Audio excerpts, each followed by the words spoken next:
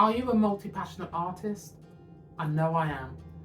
There are so many things that I enjoy doing, but I just cannot fit it all in. In a moment, I will share with you how I manage to break down my days and my week so that I can fit in the things that I do. But first of all, what do I mean by multi-passionate? You might enjoy painting, pottery, writing, knitting, crochet, sewing, so many different things that you want to do. Sometimes there are things that you have to let go. Sometimes things are with you for a season. But then there are other times when you can break up your week or break up your days so that you can fit several things in. It can be difficult to be a multi-passionate individual because society often says, oh, for goodness sake, will you just pick one thing and stick with it? But you know what? I don't eat the same food every single day. I don't wear the same clothes every day. I don't do the same thing every single day. Sometimes it feels like it, but I don't. I don't watch the same programs day in, day out. In fact, I don't watch that much telly, to be honest. But quite frankly, you have every right to have as many hobbies and interests and fascinations as you choose. But what you need to do is just decide which ones are a priority, which ones you may need to let go, and how you're going to find a way of bringing harmony between them all so that you can find time for each one of them.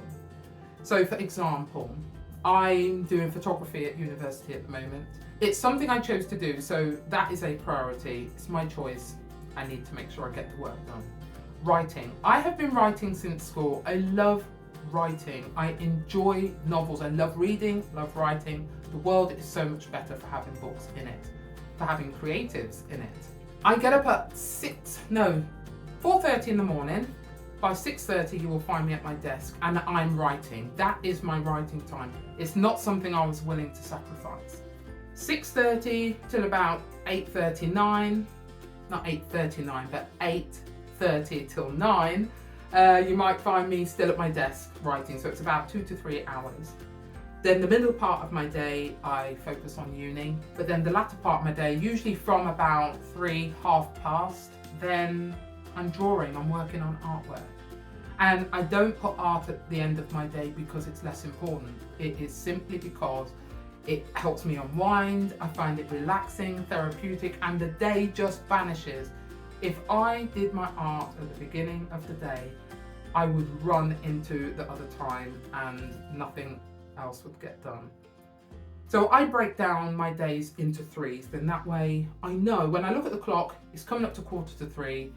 I need to start winding down whatever I'm doing because I know my time for art is coming up. It doesn't always work that way because sometimes I've got to be at uni. Sometimes there's something else that's come up and I've got to go out.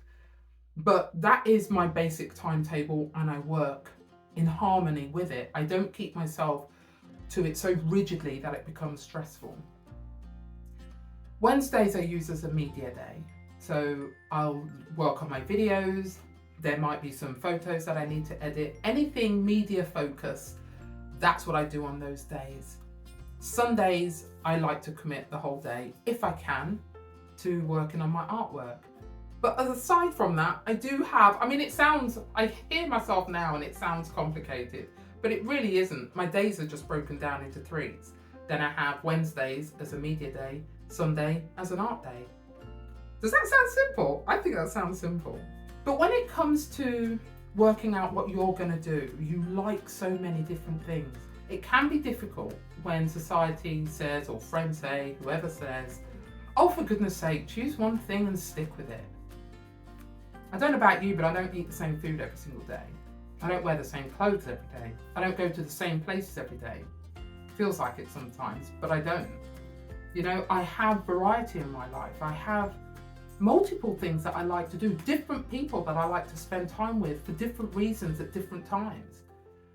Being a multi-creative is not a flaw, it's not a defect. It doesn't mean you're all indecisive. It doesn't mean that you can't stick to one thing. It means you're a multi-creative. It means you have choices. It means there are many things that you love and enjoy doing. And don't let anybody tell you that you have to do one thing and stick with it. Let them do one thing and stick with it. If you want to sew, if you want to write, if you want to draw, if you want to do photography, if you want to do pottery, if you want to knit, sew, whatever, do it. But all you have to do is be prepared at times that maybe you've got to let something go. So for example, my sewing, I cannot do sewing in this room. Paints, pencils, no. And fabric, they don't mix. Unless of course you're doing some sort of collage that just puts them all together, then that's fine. But they don't mix. And with the size of this room, I had to choose what mattered to me and what was important. My writing mattered, which is why I get up at 4:30. It mattered enough for me to make that change to do that.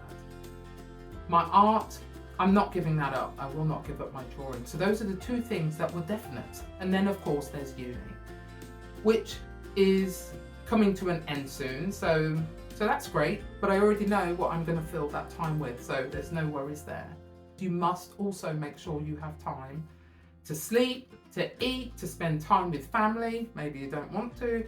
Spend time with friends, go out, get some fresh air, listen to the birds tweeting, sit down, have a coffee or fresh orange juice, whatever you want to do. You still have to make time for those, just life, living, maintaining your home, etc.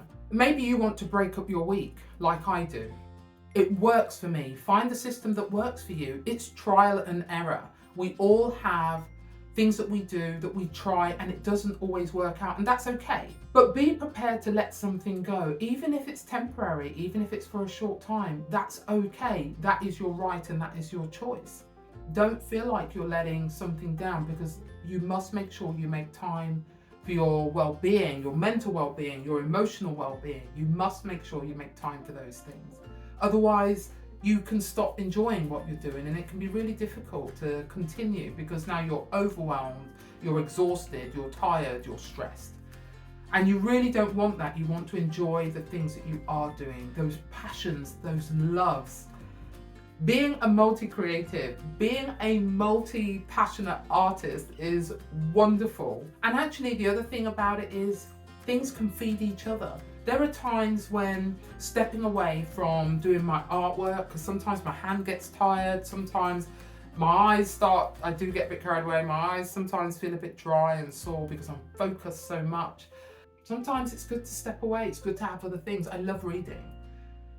And they can feed other hobbies and interests that you do have. So the fact that you can step away from something is a good thing. Appreciate and love and thrive and enjoy your multi-dimensional personality and the things you love. But remember to look after yourself and care for yourself in the meantime, not letting yourself get overwhelmed, because it can be overwhelming. I have found times when, in fact, it's just stopped me in my tracks because I've just done a full spin in my room and don't know where to start. It's like, oh God, this is just too much, which is why for me, it works better when I know what I'm doing on different days. It just helps keep me grounded and helps to keep me focused. I'm Shai. Thank you for joining me here on The Shai Creative. I want to thank all my new subscribers for following. I really do appreciate it.